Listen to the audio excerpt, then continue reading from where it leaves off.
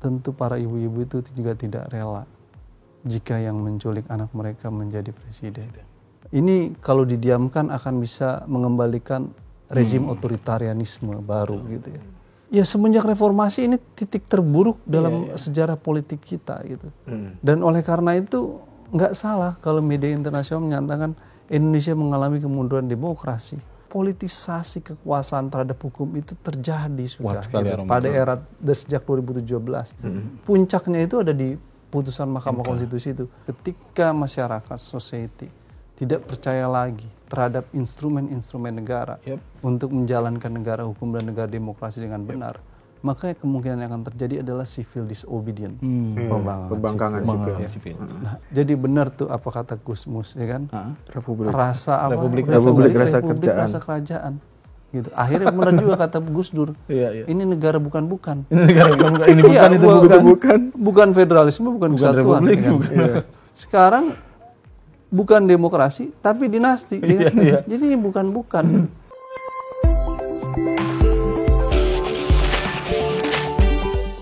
Open Table. Selamat datang. Gabung kembali di Open Table. Kali ini ketemu lagi dengan Bang Al-Arab, dosen hukum Universitas Brawijaya, pegiat demokrasi dan HAM, aktivis yang udah legend lah. Tiada kenal lelah menyuarakan. Tiada kenal lelah dari Kadang muda. lelah juga sih. Kadang lelah juga. Tapi masih banyak banget yang mesti dilawan. Banyak kan PR-nya. Harus. Belakangan ini nama Bang Al sering muncul lagi ya. Dia kalau komentator HAM inilah ya sering ya. Tapi belakangan ini kemudian muncul lagi ramai sejak goro-goro di MK dan kasus MK Bang Al dan teman-temannya juga sempat menyuarakan soal banyak ngomong lah soal kondisi hari ini ya. Orang mulai ribut-ribut soal MK yang soal hukum yang etis, dikangkangi, soal hak asasi manusia yang dikesampingkan. Betul. Sampai akhirnya merembet ke persoalan karena ini memang ujungnya ke sana. Persoalan soal pemilu yang banyak kalangan yang menilai gimana mau bisa netral kalau kondisinya kayak begini pemilu. Iya, dan ini udah kelihatan gitu loh, kayak ego kekuasaan tuh sudah mengalahkan kepentingan rakyat, kepentingan HAM, kepentingan hukum, dan lain-lain. Bang Al, belakangan ini jadi ceritanya bisa diceritain singkat nggak? Kira-kira apa yang disuarakan oleh teman-teman pegiat HAM, pegiat demokrasi belakangan ini? Mulai dari MK sampai ke soal pemilu netral. Ya, memang keputusan Mahkamah Konstitusi nomor 90 itu menjadi puncak gunung es hancurnya demokrasi dan hukum di Indonesia. Jadi dia menjadi penanda secara gamblang bahwa memang demokrasi di Indonesia dan negara hukum mengalami kemunduran gitu. Dan banyak media massa internasional juga menyebutkan bahwa Indonesia mengalami kemunduran demokrasi. Bahkan sudah tidak demokratis. Ya? Kenapa? Ya bahkan sudah tidak demokratis. Bahkan sudah hampir diprediksi gitu. Ini kalau didiamkan akan bisa mengembalikan rezim otoritarianisme baru gitu ya. Orba jilid 2 lah. Orba jilid 2, entah juga bisa juga Orba jilid 3 nanti ya kan. Nah, dalam konteks itu kenapa bisa dikatakan terjadi kemunduran demokrasi dan kenapa saya katakan sebagai puncak gunung es?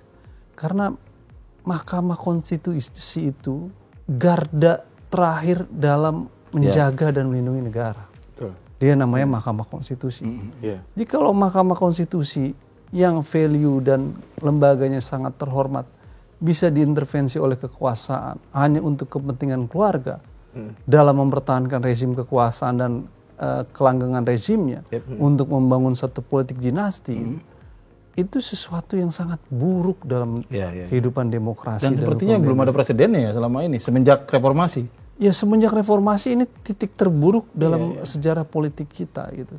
Dan oleh karena itu nggak salah kalau media internasional menyatakan Indonesia mengalami kemunduran demokrasi. Bahkan negara hukum sudah menjadi rumit dan kompleks. Gitu. Hari ini kita menyaksikan apa yang disebut dengan yuristokrasi. Rezim tangan besi yang menggunakan kesenang-wenangan dengan menggunakan hukum untuk tujuan kepentingan dia. Jadi hukum bukan untuk kepentingan kebenaran dan keadilan. Hanya untuk melegalisasi kesenang-wenangan. Dalam konteks Mahkamah Konstitusi, kesenang-wenangannya adalah menggunakan Mahkamah Konstitusi untuk membangun politik dinasti. Yuristokrasi namanya. Nah, itu suatu hal yang berbahaya. Kesenang-wenangannya terlihat dari bagaimana kemudian Ketua Mahkamah Konstitusi yang memiliki kerabat dengan presiden dan kerabat dengan calon wakil presiden. Saya rasa itu secara gamblang menunjukkan realitas buruknya politik demokrasi. Dan sudah terbukti kan lewat MK bahwa itu memang ada pelanggaran etik berat. Ya, MK hanya mempertegas gitu bahwa ada cacat prosedural dan cacat substansial. Konflik kepentingan terjadi di sana. Sepantasnya memang kalau masih gentle gitu ya. Melihat putusan MK kita mundur bos jadi cawapres. MK menyebutkan eksplisit loh. Ada konflik kepentingan dalam keputusan tersebut.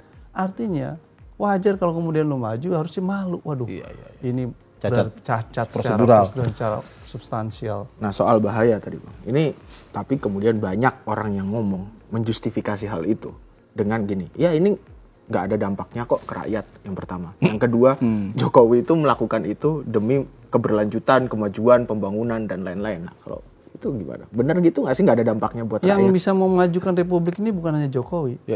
Saya juga bisa kok. Masnya juga bisa. Banyak anak muda reformasi nggak melibatkan Jokowi. Kan?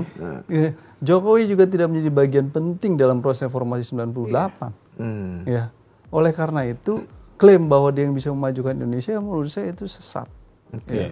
Banyak orang di luar Jokowi yang bisa memajukan republik ini. Gitu. Nah, oleh karena itu, yang terjadi justru di dalam rezim pemerintahan Jokowi bukan yang baik dalam hukum, tapi banyak yang buruk. Kenapa saya katakan puncak gunung es, Mas? Karena pada realitasnya sejak tahun 2017 banyak Indonesianis yang menilai para profesor seperti Edward Aspinall dan lain sebagainya bahwa politisasi kekuasaan terhadap hukum itu terjadi sudah pada era sejak 2017. Puncaknya itu ada di putusan Mahkamah Konstitusi itu. Semakin membenarkan secara telanjang bahwa hukum bukan lagi menjadi responsif tapi represif akibat intervensi politik kekuasaan sehingga produk hukum menjadi benar-benar produk yang politis. Politisasi hukum terjadi di dalam ruang itu. Nah, Bang, itu jadi ingat ini juga ada artikelnya Markus Misner kalau nggak salah. Gimana Jokowi menggalang koalisi pakai keputusan Kumham. Kumham. Partai-partai dibelah itu kan.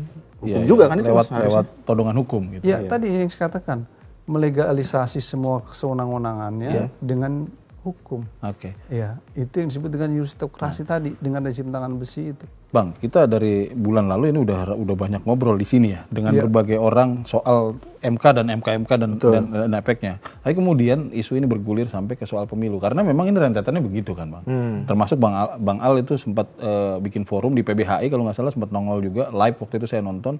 Ini ngomong soal netralitas aparat dan lain sebagainya. Boleh diceritain nggak, Bang? Kalau dari sudut pandang teman-teman aktivis HAM dan pro demokrasi ini sebetulnya kenapa mereka sampai harus teriak netralitas aparat ini harus dipastikan gitu loh. Emang yang dilihat apa di lapangan kira-kira? Begini, tadi saya mau mulai dengan bahasa bahwa Mahkamah Konstitusi itu garda terakhir dari negara ini untuk mengawal konstitusi. Kalau sebuah lembaga yang terhormat bernama Mahkamah Konstitusi bisa diaduk-aduk dan diacak-acak, apalagi yang lain?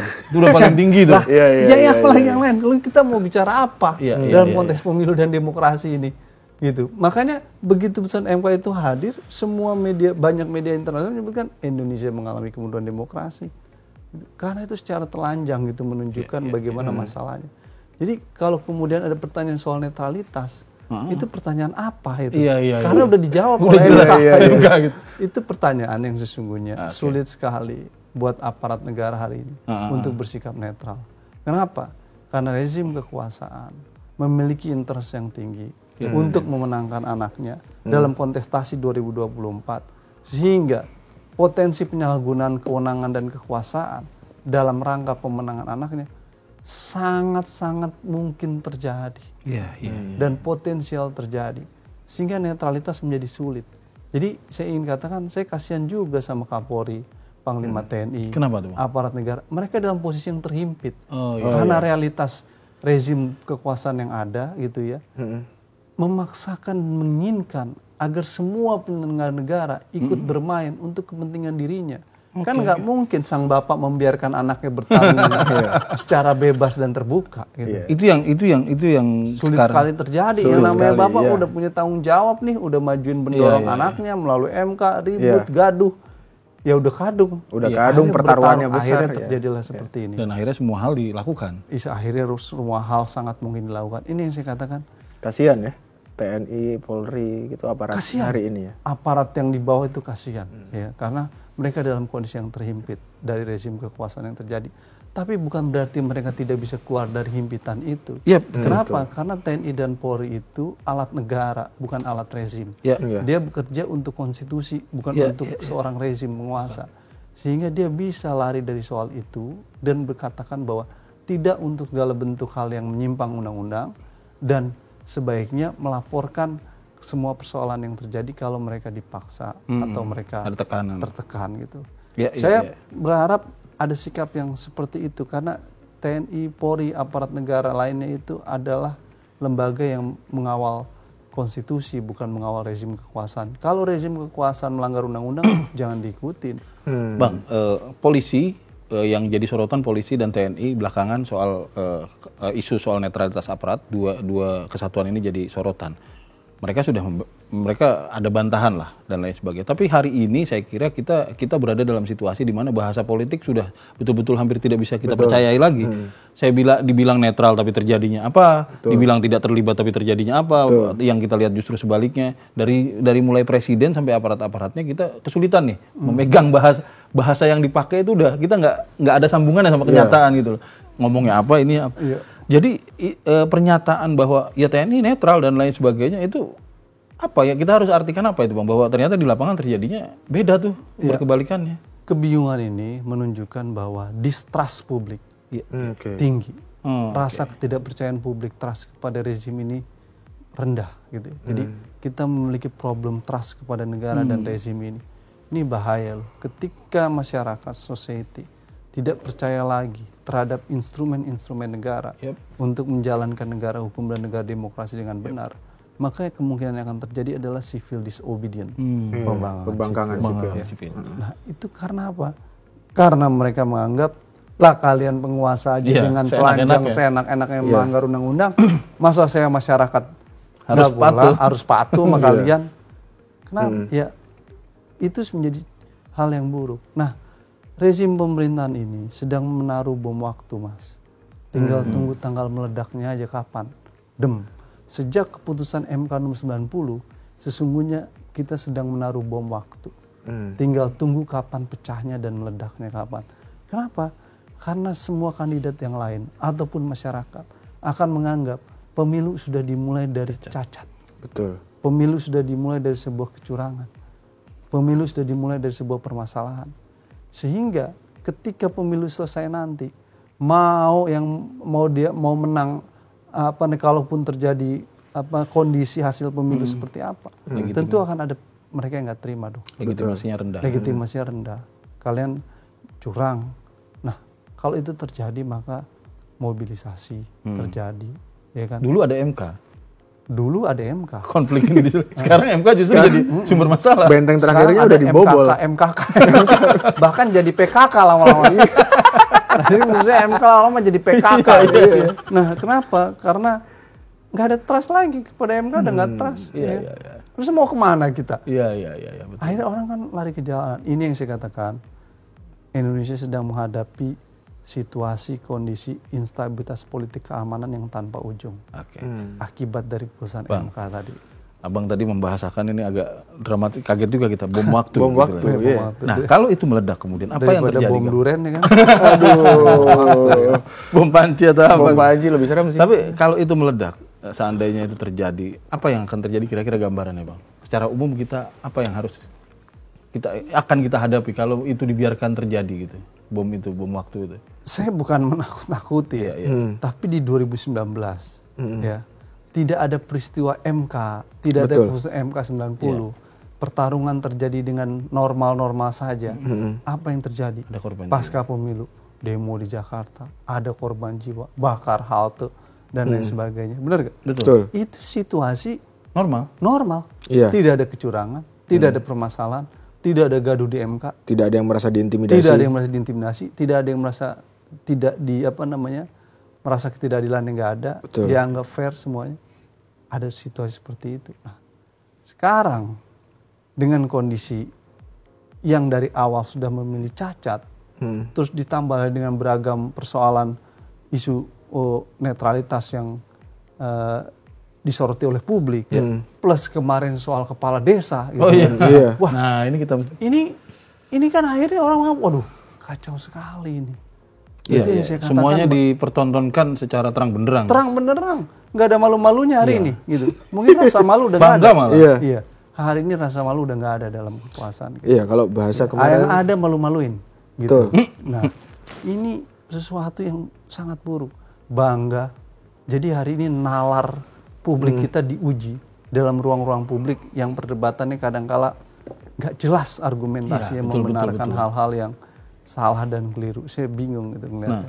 Kebetulan soal desa itu menarik nih. iya. Kali kita kemarin itu kemudian soal desa itu, meskipun sudah banyak bukti, ya itu jelas deklarasi lah, jelas Aparat desa berkumpul. aparat desa berkumpul, Dalam ID cardnya segala macam kan, pidato apa itu kan udah banyak lah. Hari ini kan tidak bisa ada yang bisa bersembunyi. Iya, harusnya dia jangan komunitas kepala desa aja. Iya. Kepala RT, Kepala RT kepala RW sekalian. kumpulin semua Iya. Sekalian. Kalian bupati wakil Kalau perlu pada saat itu pemilu sekalian. atau dilantik aja Bang. Dilantik Kalau perlu ya. dilantik ya kan langsung gitu. Nggak usah panjang-panjang Bertele-tele. dan bertele-tele kan. Iya, iya. Sekalian aja nanggung. Sekalian nanggung gitu. Kumpulin kepala RT, kepala RW, kepala desa. Ya kan lantik dah. Jadi presiden di negeri sendiri ya kan. Gak ada masalah tuh. Daripada ini menyicil. Nambahin bom waktunya semakin gede. Iya, Nah, Bang, kasihan. Tapi yang menarik itu tuh dari itu kemudian Gini, Mas. Bawaslu kelihatan Lihat tumpul. kepala desa, Iya. MK. Saya tuh gimana ya? Sedih. Sedih ya. Kasihan para pendiri bangsa ya. Betul. Kayak Soekarno, Hatta. Kalian kan tahu Soekarno, Hatta itu ketika membangun Indonesia, dia tidak ingin mendeklar Indonesia menjadi monarki atau membangun kerajaan Negara mandat lah. atau membangun dinasti. Dia ingin membangun republik, bos. Iya. Republik Indonesia. Artinya dia ingin membangun negara yang mengabdi sepenuhnya kepada publik, bukan kepentingan keluarga, bukan satu keluarga. Indonesia dibangun bukan untuk kepentingan satu keluarga, Betul. untuk kepentingan banyak keluarga. Masa sih kita harus tunduk untuk kepentingan satu keluarga? Sedih dong. Iya. Sedih para pendiri bangsa ini. Soekarno, Hatta itu ya sampai dibuang ke Digul, Iya. ya kan? Betul. Dibuang ke sana kemari di penjara. Bung Hatta di Belanda pada masa perimuan Indonesia harus diadilin gitu. Itu menurut saya realitas sejarah Indonesia yang para pendiri bangsa ingin membangun fondasi negara ini bukan untuk kepentingan satu keluarga, tapi untuk kepentingan banyak keluarga bernama bangsa Indonesia. Iya. Ya kan? Kalau ada kepentingan satu keluarga memanipulasi hukum, mempolitisasi hukum dalam ruang MK tadi, waduh, andaikan Soekarno dan Hatta masih hidup, saya rasa nangis deh. Betul. Nangis, sedih. Jadi anak-anak muda ini, please, serta kelompok-kelompok mahasiswa, please lihat hari ini sesungguhnya Indonesia sedang menangis, demokrasi sedang hancur, negara hukum menjadi negara kekuasaan, dan itu terjadi secara telanjang dan gak ada rasa malu. Betul. Yang saya lihat malah rasa bangga, ngotot berdebat bahwa ini benar. Saya bilang apa yang kalian cari sih, gitu. Kita ini tidak pernah terjadi sebelumnya. Betul. Nggak pernah. Penyelewengan logika sampai sejauh ini, Bang. Iya, ini menimbulkan sesat dalam ruang publik yang berbahaya. Jadi buat saya kita harus menyelamatkan Indonesia. Kita harus meneruskan cita-cita pendiri bangsa bahwa kita ini Republik Indonesia, bukan Republik keluarga. Iya. Kita ini sedang ingin membangun society, negara yang punya cita-cita bersama, bukan cita-cita satu keluarga. Betul. Ini penting loh. Apakah kita kemudian harus tunduk dengan satu keluarga?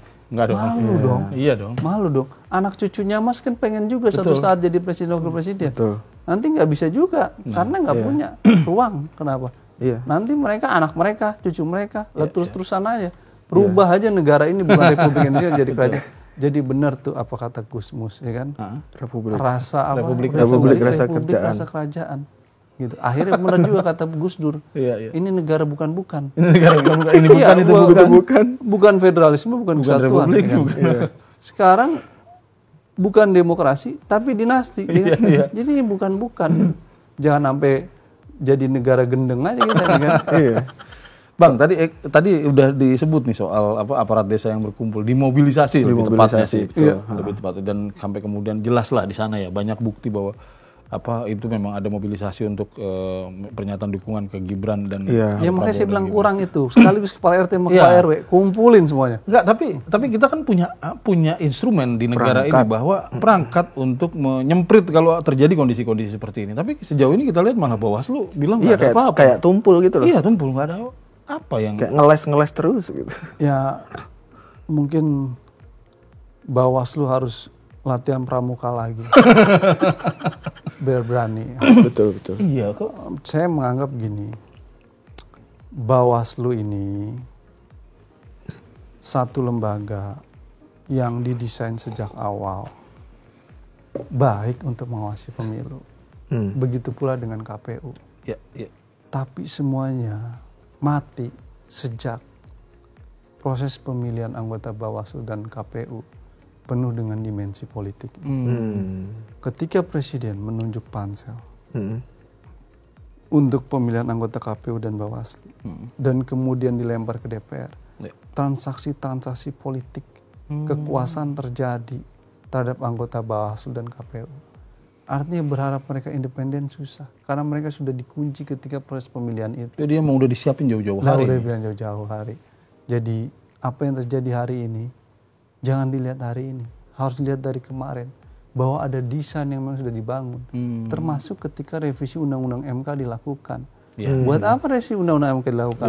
Untuk memberikan insentif kepada hakim MK, Anda memiliki masa perpanjangan pensiun yang sampai panjang. 70 tahun. Dan itu karena gue loh Presiden, ya kan Pak Jokowi, ya kan.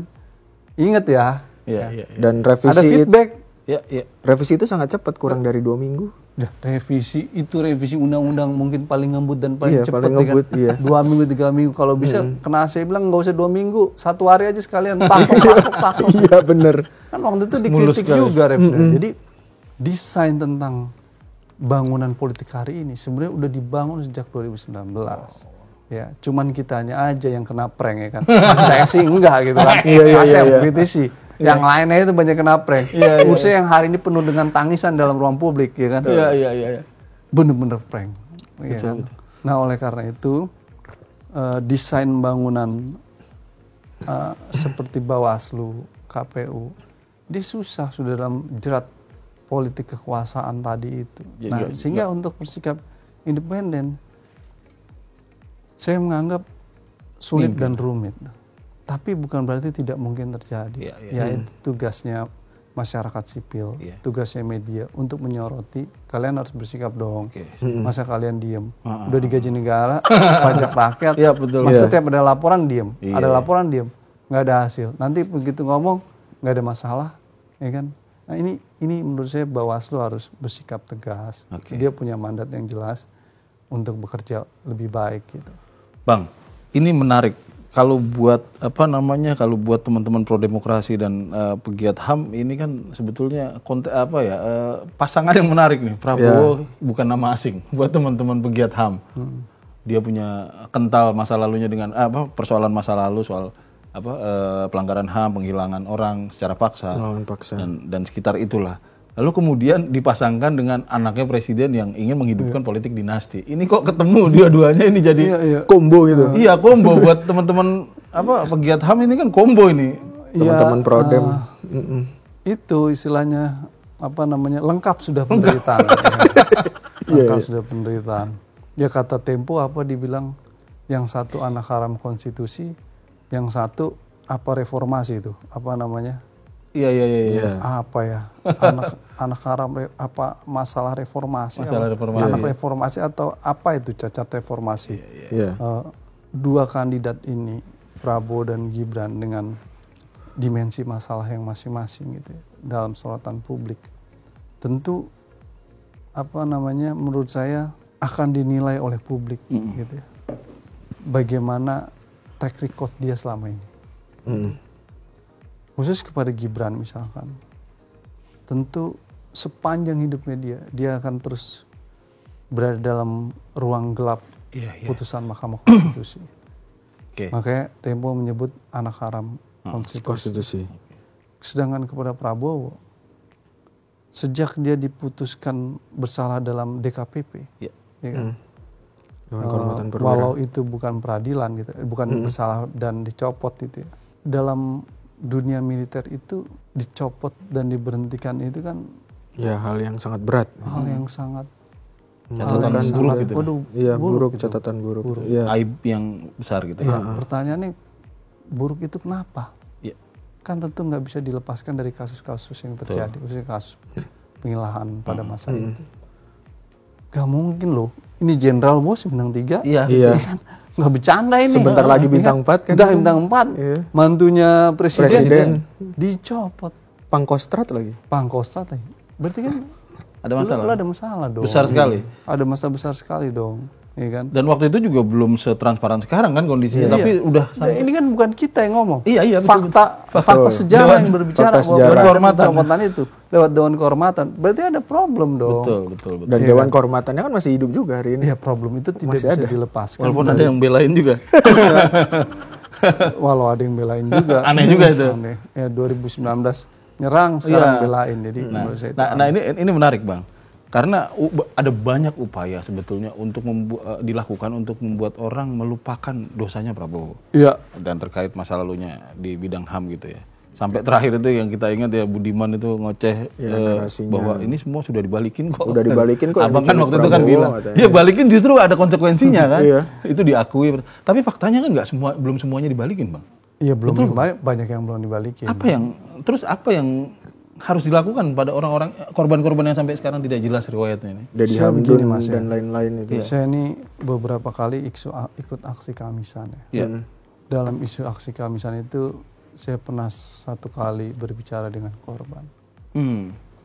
Bagaimana perasaan dan rasa mereka karena negara dan kekuasaan tidak menjawab keadilan buat para korban. Buat keluarga korban, para ibu-ibu ini khususnya, mereka hanya ingin negara untuk berilah kalau negara tidak sanggup memastikan keadilan dalam hukum buat mereka, negara harus memberikan kejelasan. Anak-anak mereka kalau masih hidup di penjara di mana? Kalau mereka sudah mati, meninggal, kasih tahu kuburannya di mana, supaya mereka bisa untuk mengunjungi kuburan anak-anaknya. Sedih loh, orang menjelang Idul Fitri misalkan, orang tua lain berkumpul ngunjungin ke kuburan kan biasa itu kalau ada Idul Fitri. Mereka nggak tahu. Hari ini mereka nggak tahu antara hidup ataukah mati. Itu setiap malam. Imajinasi dan bayangan itu tentu ada dong di keluarga korban. Ketika saya diskusi dengan mereka, itu penyiksaan, Mas. Iya, betul. Penyiksaan yang paling dalam itu di situ. Nyerinya datangnya setiap hari.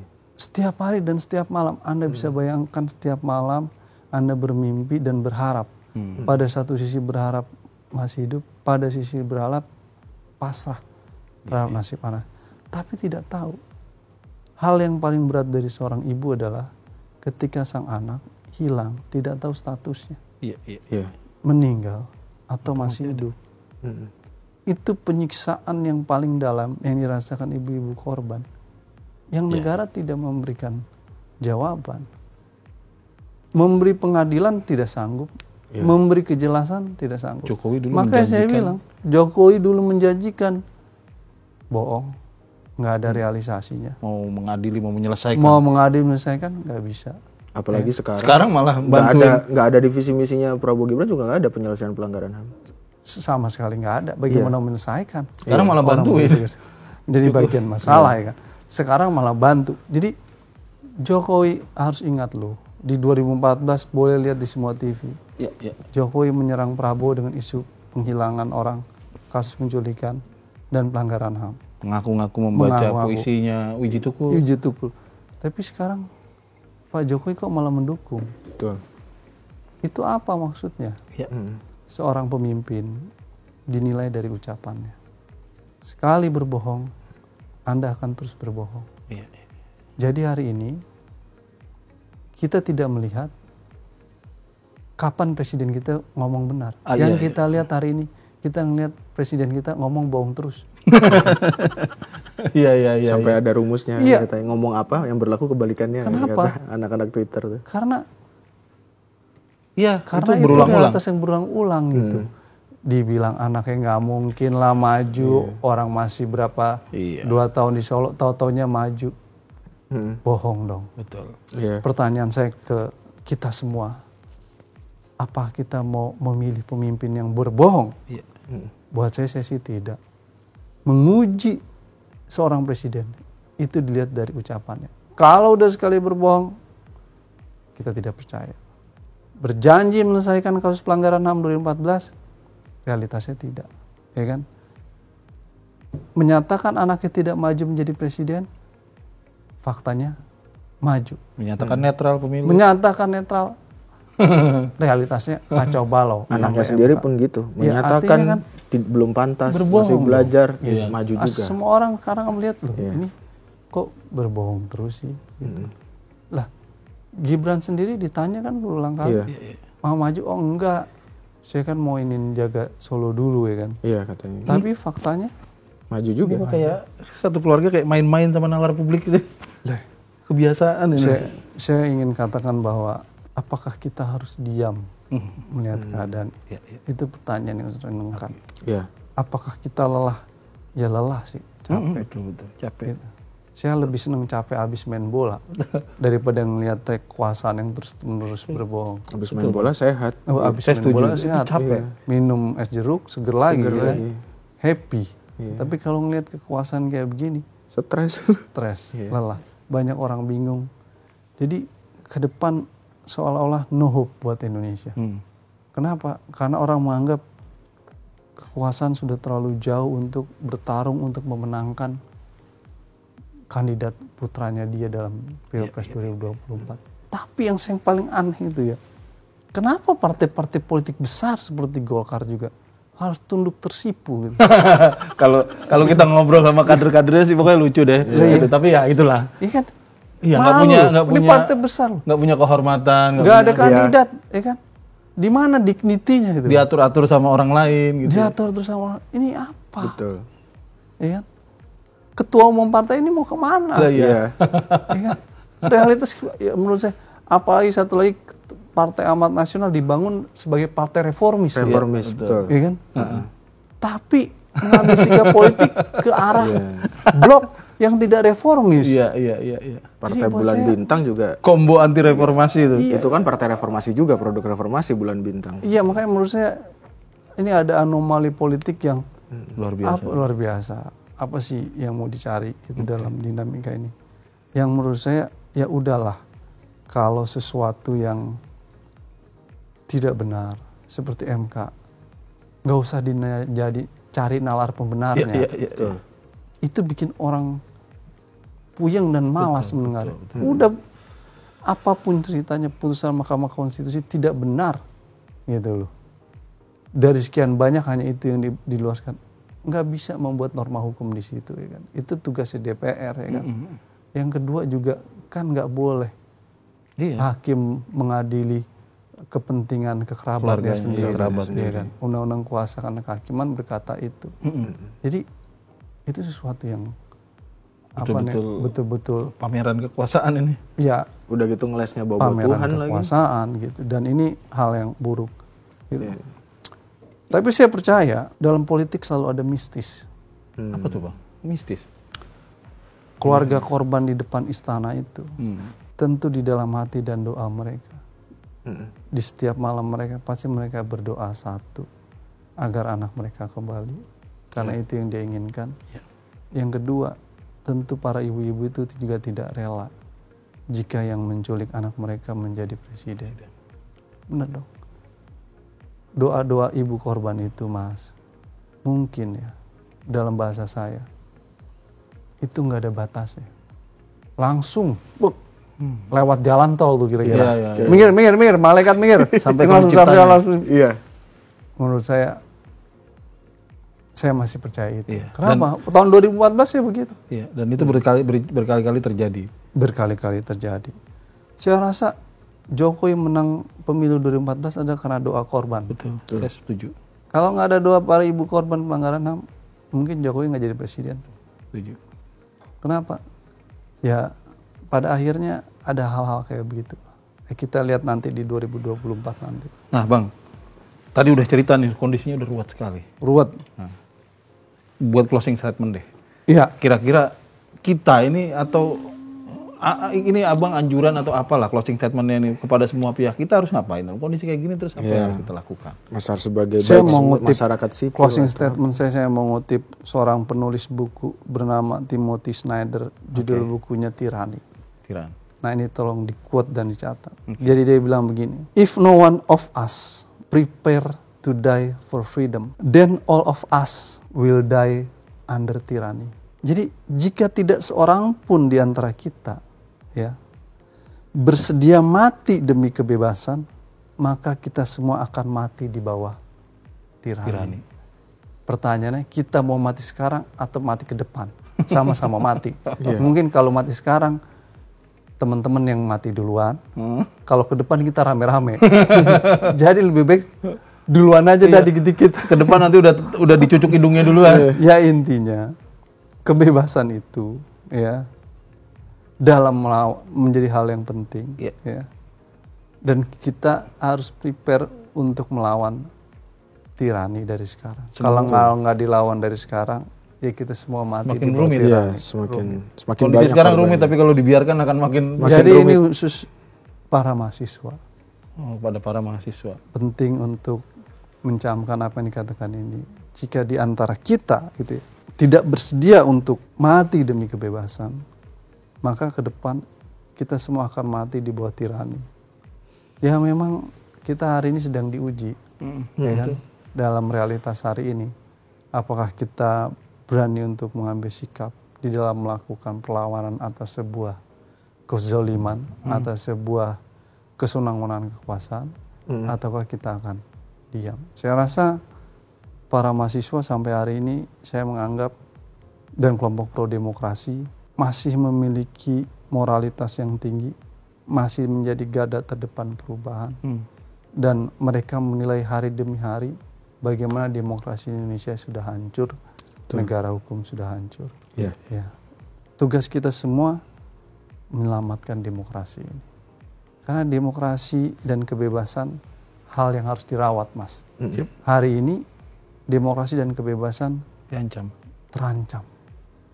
Oleh karena itu, ya kita harus siap untuk melawan demi kebebasan dan terawatnya demokrasi. Karena pisaunya sudah di depan Kebebasan tidak pernah lahir dalam ruang yang kosong. Betul. Dia tidak hadir gedebuk jatuh dari atas. Bukan taken for granted. Bukan taken for Bukan granted. hadiah. Dia selalu hidup dan hadir dari sebuah perlawanan. Lihat aja revolusi Prancis, reformasi 98.